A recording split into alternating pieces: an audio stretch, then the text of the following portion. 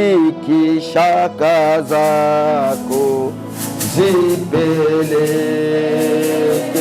kwake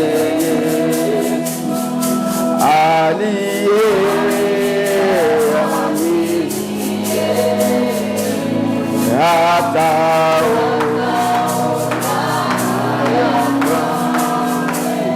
nami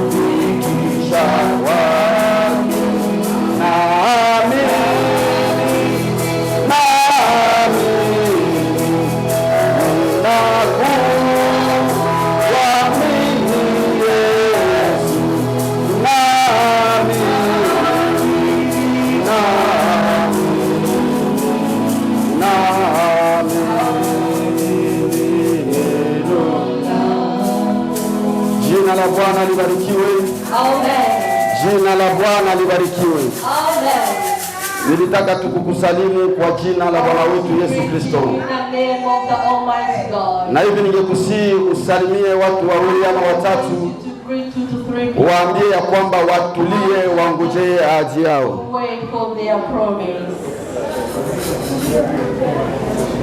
Na kuchunga nao waambie wawili ama watatu, waambie watulie. Keep calm and wait for your promise. Amen. Haleluya. Amen. Ningekusihi unisikie vizuri sana. I request you to listen to me very carefully. Juu kwa leo today hautavala tena hiyo mavazi ya aibu. You shall know where the cloak of shame must. Mungu wako alisema your God said atakutosha haya. He shall take away your shame. Alisema atakutosha haya. He shall take away your shame. Na hautafezereka tena. And you shall no more be humiliated or embarrassed. Atakutosha haya. He shall not humiliate you. Na atarudisha miaka yako ambayo iliyoliwa na nzige. And he shall bring back all the years that are eaten by locusts. Kwa nini niseme hivyo? Why do I say so? Kuna miaka mingi ambayo there are very many years that umeteseka sana. You've been suffering. Na Mungu anasema and God says hautateseka tena, lakini atarudisha furaha. Kuna miaka mingi sana ambayo umepitia magumu mingi. Na Mungu anasema ya kwamba hiyo magumu atageuza kuwa furaha siku ya leo. Ndio maana ningependa unitege masikio vizuri ili Mungu apate kusema na wewe mchana wa leo. Unaweza ikaa pale, saa zingine uko na miaka 10, wala miaka 15, wala miaka 18, wala miaka 12, wala 25, wala uliseneza miaka 13 au 14 au 15 au 55 na kadhalika. Lakini neno ya leo inasema ya kwamba Mungu ana uwezo wa kukurudishia hiyo miaka ambayo iliyoliwa na nzige. Kwa kweli mtu wa imani angekuwa hapa angesema amen, amen, amen tena sana. Kwa nini ninasema mtu wa imani angekuwa hapa angesema amen tena amen sana? Saa zingine, nyakati zingine watu wanaonekanaka kwamba hawana imani. Tunakujaka mbele ya Mungu kuomba, na tukiulizana ya kwamba tuliomba kwa imani, kila mmoja wetu anasemaka ndio niliomba kwa imani. Lakini attitude ya imani hatuioneshake, kwa sababu attitude ya imani inapaswa kuwa tofauti na ile attitude ambayo tulikuwa nayo kuomba. Kwa sababu mtu wa imani kama anaomba, anajua ya kwamba Mungu anamsikia, anapata toka anakuwa na attitude ya kufurahi na kushukuru. Manake mtu ambaye iko na imani anapaswa kuwa mtu wa kushukuru kila wakati, kila dakika na kila saa, kwa sababu anajua ya kwamba Mungu hajawahi kushindwa. Mungu anawezaka yote. Na kusikwa miguu yako usimame ili tupate kusoma neno la Mungu. Na tutasoma shahidi 3 tu ambayo tutatembelea kwa hayo kwa mchana wa leo. Mwenyeko na Biblia yake angetusomea kitabu cha Yoeli sura 2 mstari wa 15. Na tutasoma mwingine atatusomea kitabu cha Yona sura yake ya 4 mstari wa 5. Na tutamalizia na usemi ya Rita sura 3 mstari wa 18. Aliyepata angetusomea kwa haraka kitabu cha Yoeli. Tunasoma jina la Yesu Kristo. Amen. Katika Yoeli sura yake ya 2 mstari wake wa 25. Tunasoma jina la Yesu Kristo. Amen. Nami nitawarudishia hiyo miaka iliyoliwa na nzige na parare na magumagu na tunutu, jeshi langu kubwa nililotuma kati yenu. Amen. Amen. Mwingine atusomee Yona sura 4 mstari wa 5. Yona sura 4 mstari wa 5. Tunasoma jina la Yesu Kristo. Amen. Ndipo Yona akatoka mjini, akaketi upande wa mashariki wa mji, akajifanyia kibanda huko, akakaa chini yake uvulini, hata aone mji ule utakuwaje. Amen. Malizia na kitabu cha Ruta sura 3 mstari wa 18. Tunasoma kitabu cha Ruta sura 3 mstari wa 18. Mstari wake wa 18. Tunasoma jina la Yesu Kristo. Amen. Naye mkewe akasema, basi mwanangu, tulia hata utakapojua jinsi itakavyotukia jambo hili, kwa sababu mtu huyu hatarizika asipolimaliza jambo hilo leo. Amen. Amen. Na utashangilia neno la Mungu na utakaa chini. Jina la Bwana libarikiwe. Jina la Bwana libarikiwe. Amen. Tuko na somo ambayo imesema tulia, ungojee ahadi yako.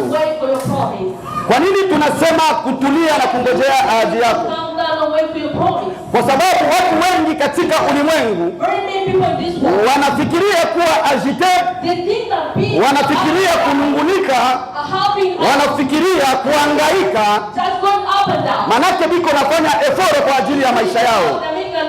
Lakini neno la Mungu liko natuambia ya kwamba tubakie tranquille, tusibabaike, kwa sababu Mungu ametuandalia ahadi. Na kama Mungu ametuandalia ahadi, inatubidi tutulie ili tupate kungoja ahadi yetu. Jina la Bwana libarikiwe. Ningependa tujifunze na wewe kwa pamoja ili tupate kusikia nini Mungu anataka sema pamoja nasi. Na shairi hizi zote wala verse hizi zote ambazo tunasoma hapa ni unabii ambayo ilisaka timilika. Ni unabii ambayo ilisaka timilika. Na kama ile unabii ilisaka timilika, ilitimilikaka na ujio wa Yesu Kristo, wala ilitimilikaka na kuzaliwa kwa Yesu Kristo. Lakini Mungu ametuneemisha ya kwamba hii maandishi wala hii verse tunataka itafsiri kunamuna ya ahadi, kwa sababu Mungu ana mpango wake kwa kila mwanadamu wote kwa ajili ya ahadi yake. Na ahadi ya Mungu haiwezi zuilika na mwanadamu. Maneno ya Mungu alisemaka juu yako mwanadamu hawezi jizuia. Ndio maana siku ya leo Mungu anasema ya kwamba tutulie. Jina la Bwana libarikiwe. Amen. Tutulie. Tulisoma katika maandiko,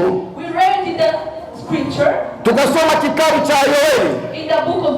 Biblia inasema katika kitabu cha Yoeli ya kwamba mimi Mungu nitawarudishia miaka ambayo iliyoliwa na nzige na tununu. Ndakamata tu ile verse ya kwanza wala ile aya yake ambayo inasema ya kwamba mimi Mungu nitawarudishia ile miaka ambayo iliyoliwa na nzige.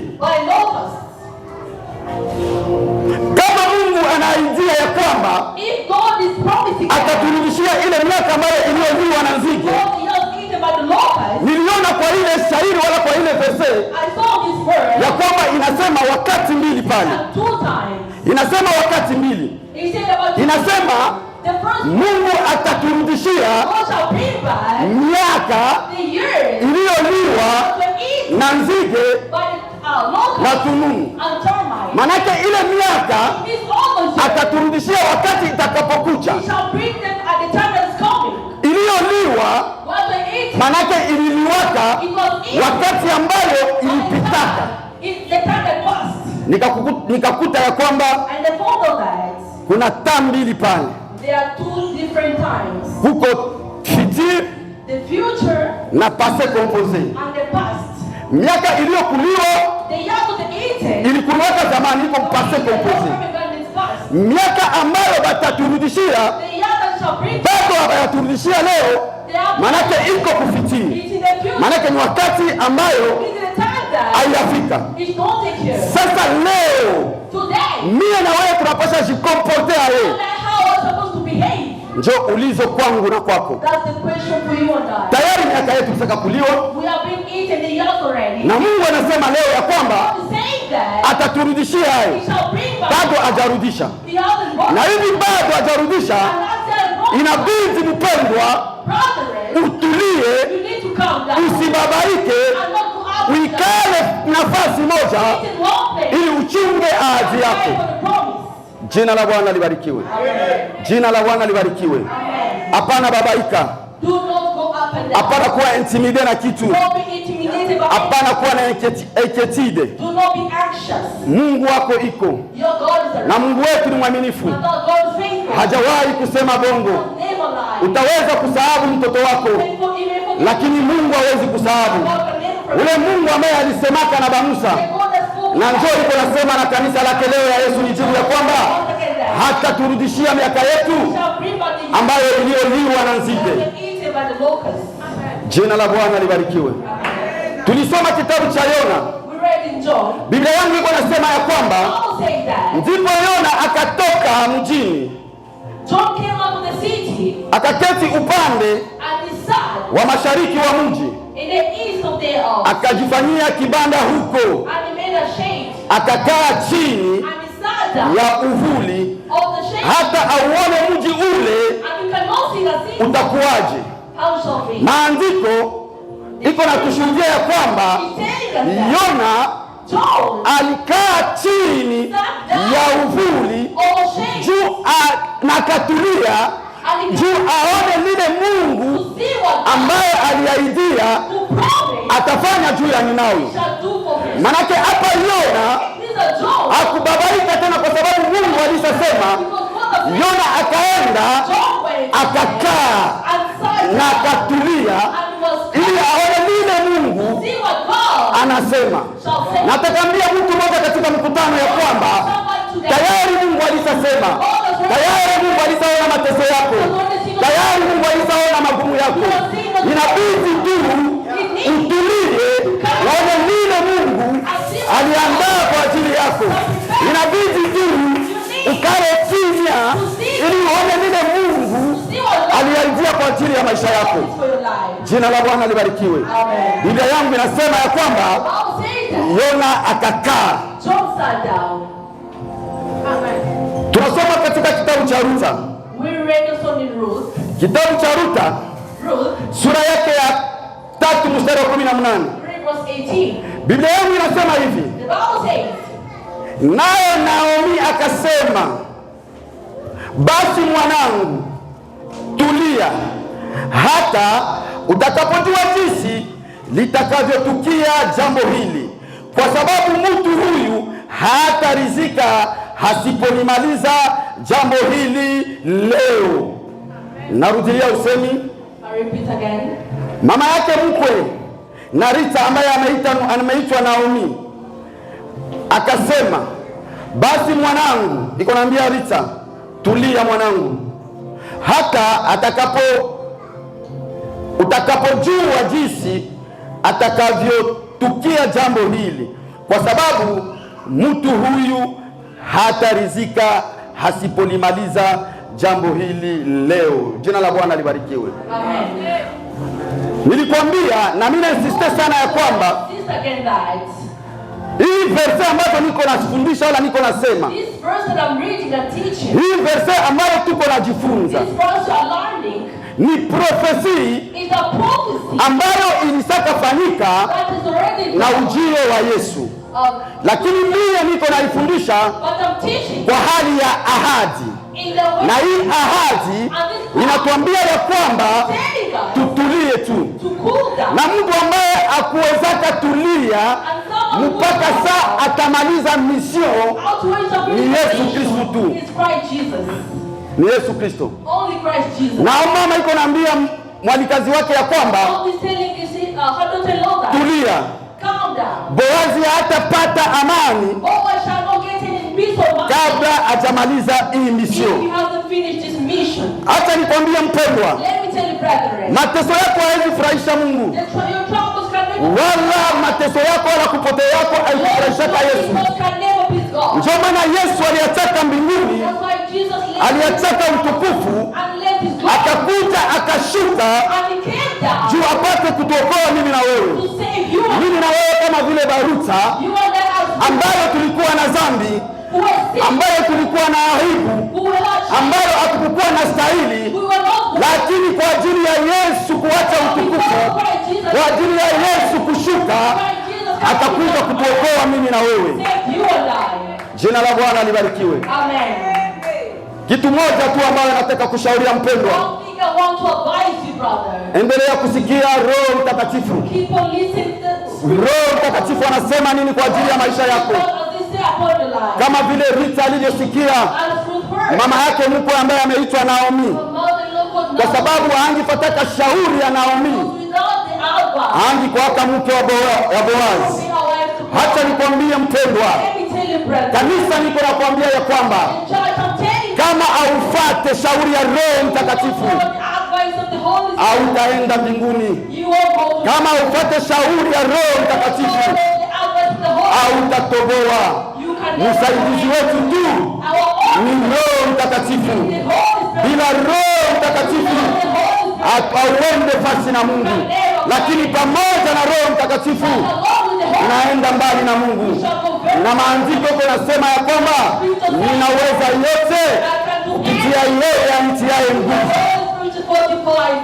Jina la Bwana libarikiwe. Amen. Tulia. Cool down. Ngojea ahadi ya Bwana. And wait for the promise of God. Rita naye halituliaka. Cool down. Na kangojea ahadi ya Bwana. Na kaitwa mke wa Boazi. Usikuwa agite.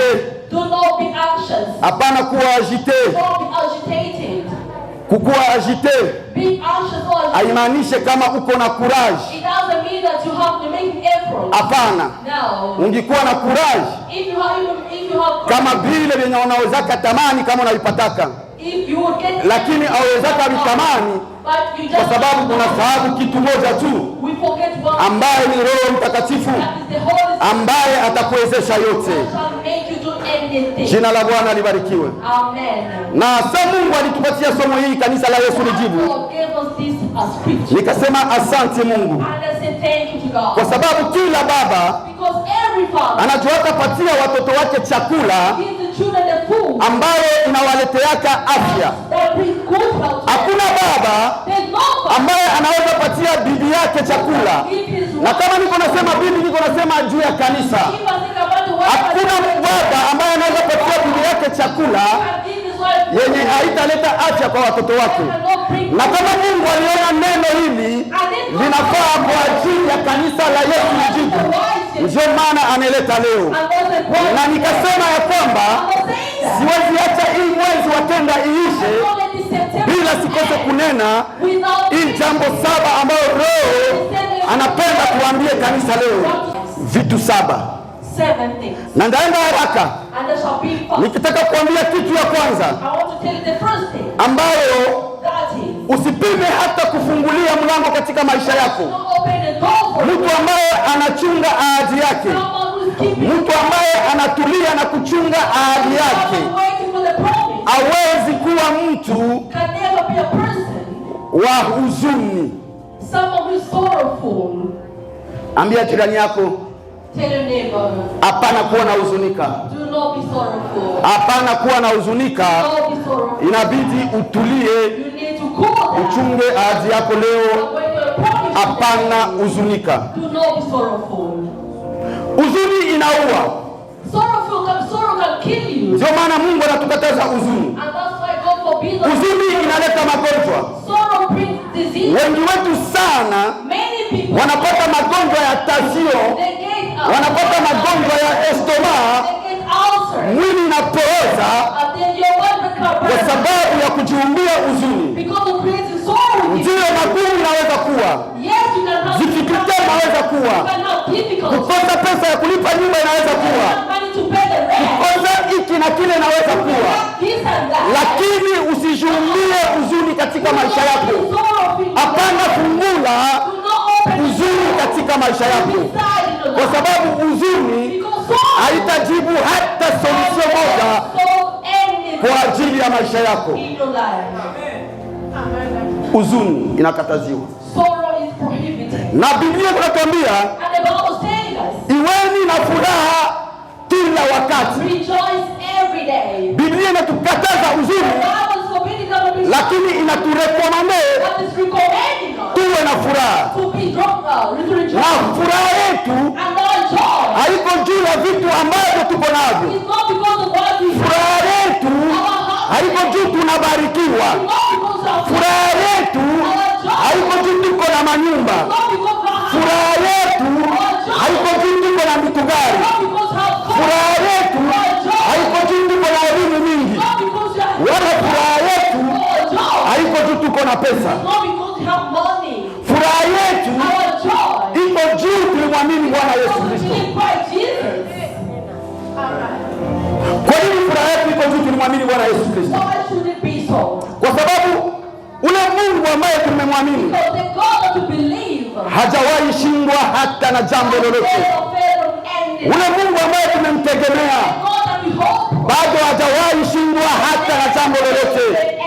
Malgré circonstance yote ambayo uko nayo, na kumbia imani na kukwambia ya kwamba bado Mungu angali natenda, na nasema ya kwamba ataturudishia miaka yetu iliyoliwa na nzige.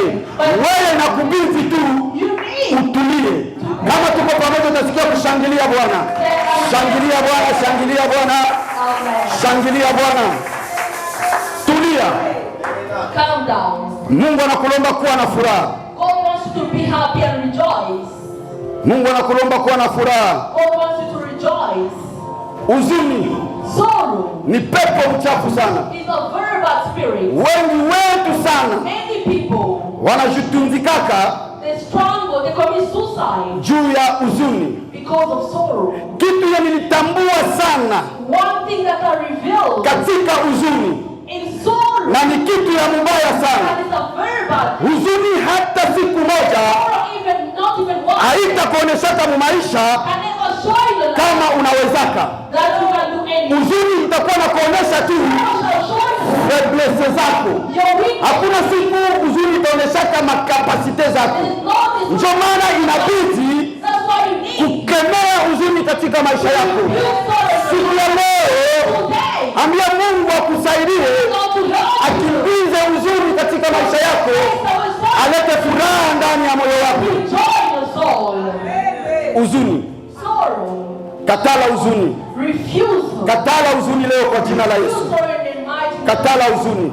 Refuse. Kimbia hayo sana, kimbia kabisa. Run away from it. Kwa sababu huzuni Because sorrow, haiko ndio mtu kuwa na maturity.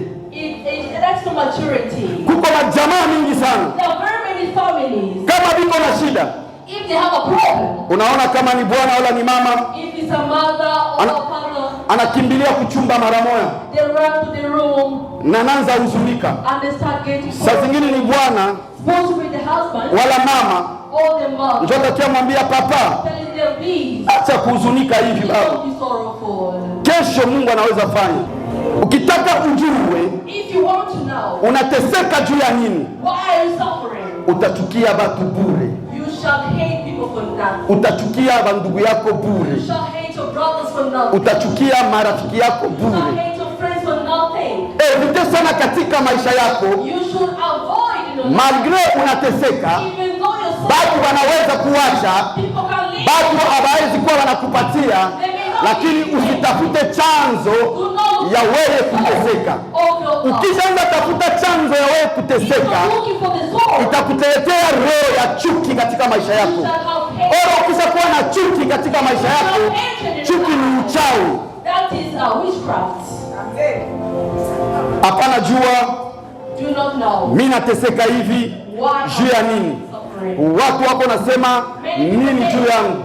Wakati nyingine inabidi kufunga masikio usijue watu wako nasema nini juu yako, kwa sababu mwanadamu Because the human kazi yake ni kukritike tu. Banaweza kukritike, lakini wewe funga masikio. just close your ears. Kufunga masikio Closing your ears itakusaidia usichukie hata mtu mmoja katika maisha yako. in your life. Wewe jifokalize tu Just focus kwa ahadi yako, on your promise utulie and keep calm na uikae kimya. and sit. Tumaini yako yote Let your hope uitie tu kwa Yesu. and put it on Jesus. Nakwambia angalisho I'm telling tena, you, mimi nasema angalisho, attentive. usiingie katika masomo ya Not chuki. to go in the school of hatred. Utachukia watu bila kosa. You shall hate people for nothing. Mtu alikamata mtoto wake, Someone took his child, nasema bien mtoto wake, a child, anambeba Dubai kwenda kusoma. and took him to Dubai to study. Jutu ni baba yako mloko, Just because jutu ni baba yako mkubwa, or is your uncle, unaanza sema and you start saying that. kwa nini atambeba Dubai kwenda soma? Kwa nini atambeba shule kwenda soma? Why China? Na bangu abaanze soma leo. Get China just down. Ile itakumbia chuki. You shall be hated. Tafutia bako, wale waambie baba yake atafutie bako.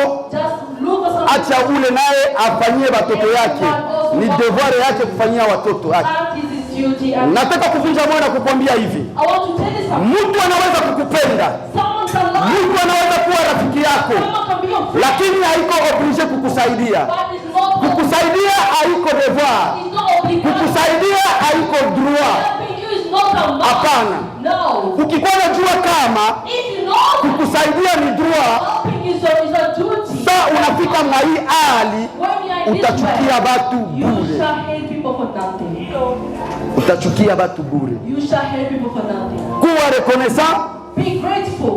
uwe mtu wa kushukuru Be grateful kwa yale Mungu for amekufanyia. what God has done for you. Hautatumainia mwanadamu. You want Biblia yangu inakatala, inasema halainiwe mtu yule amtumainiaye mwanadamu, lakini abarikiwe mtu yule anayemtegemea Mungu.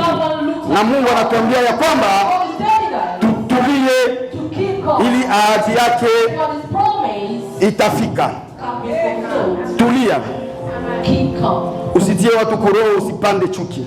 Do not have hatred for people. Chuki ni uchawi.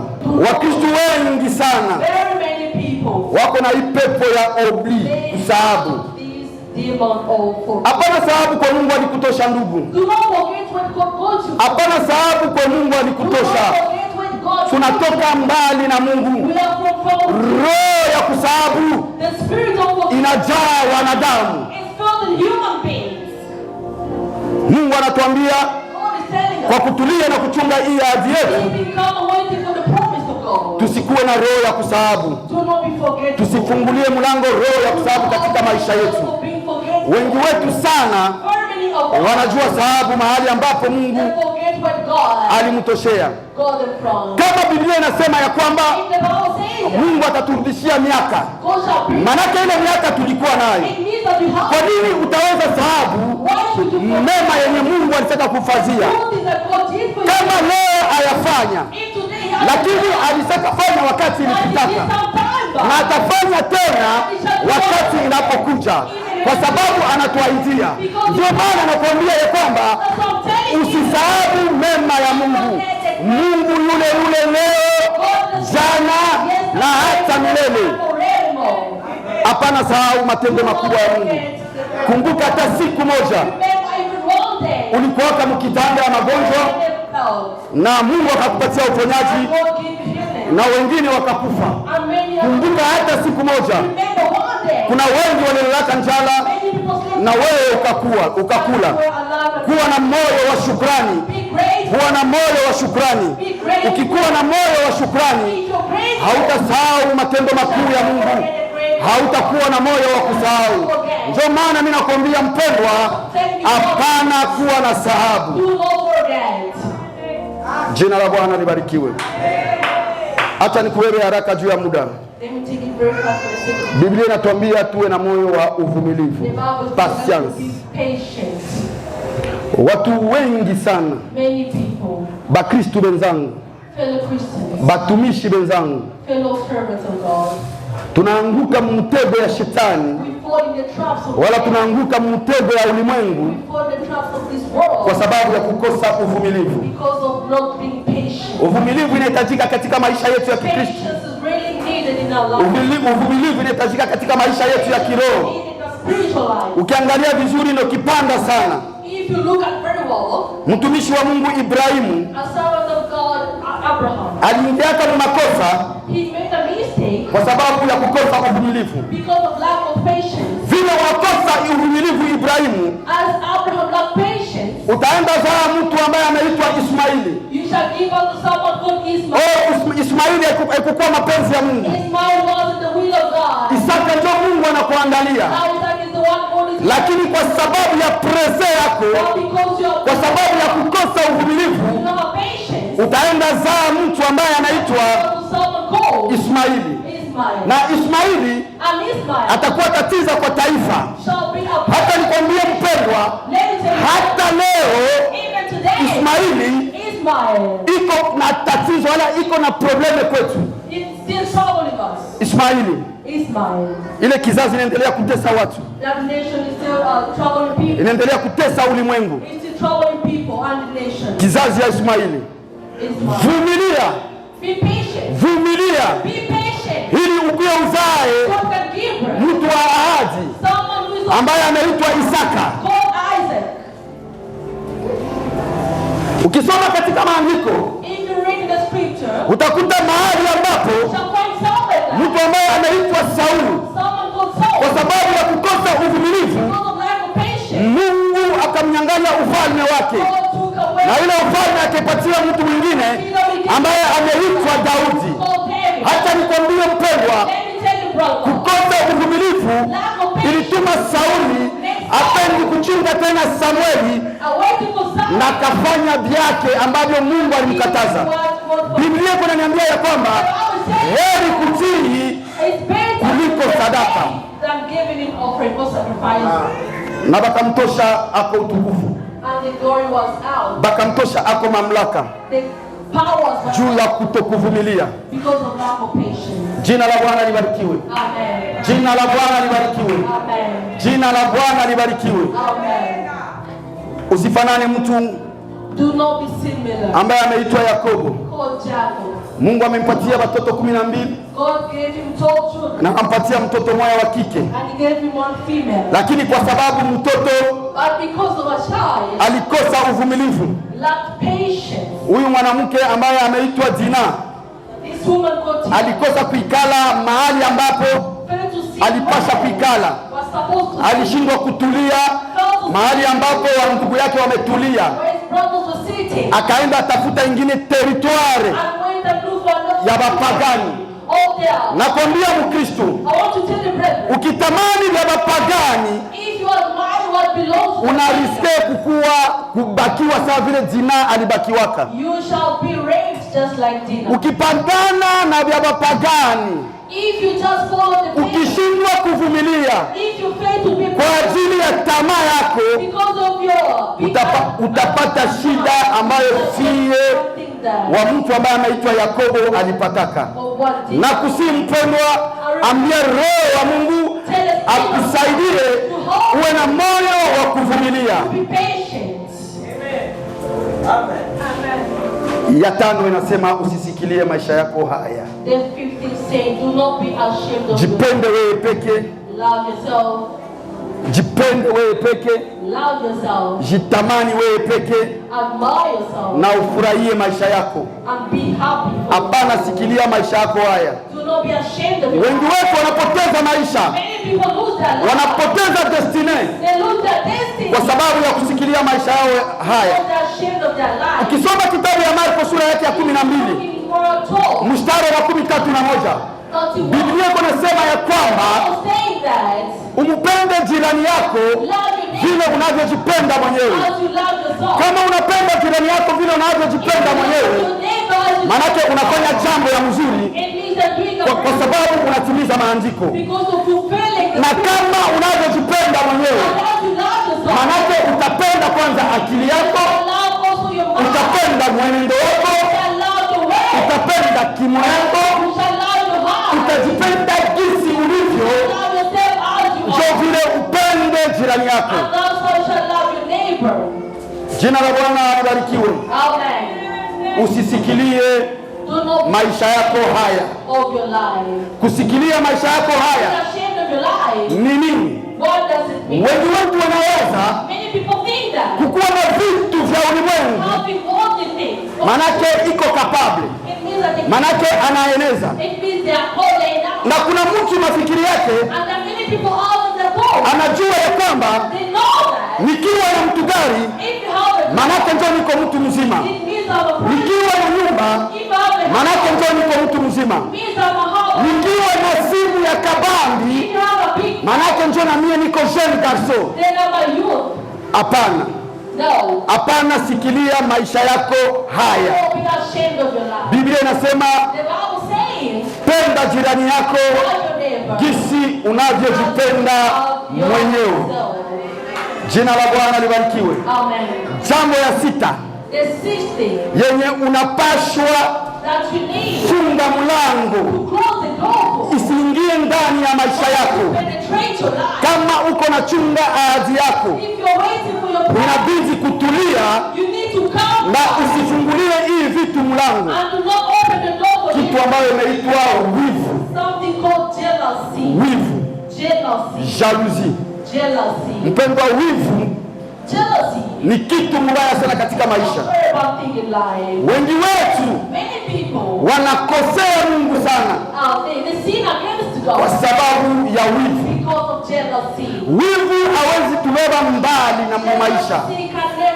Kama mwenzako anapata, celebrate victoire ya mwenzako. Hapana sikia wivu ya mwenzako. Juu unajua na wewe kesho na wewe utapata. Juu unajua na wewe Mungu alisema tutulie, tuchunge ahadi yetu.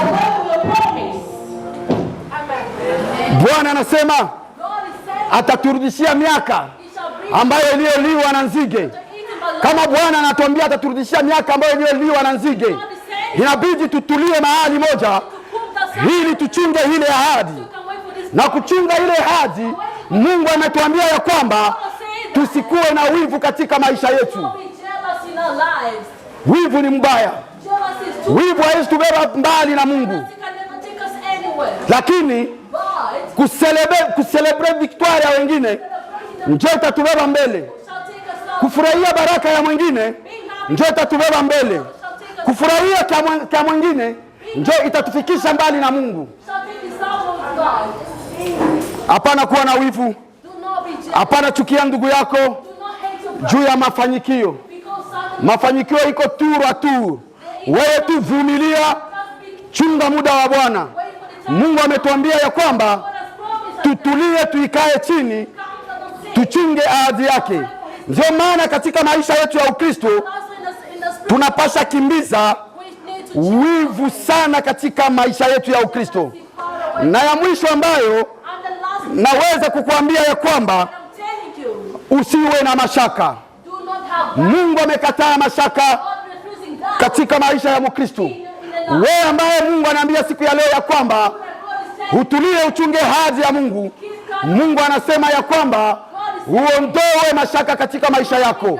Ya kwanza ninaweza kuambia ya kwamba mashaka ni adui wa imani.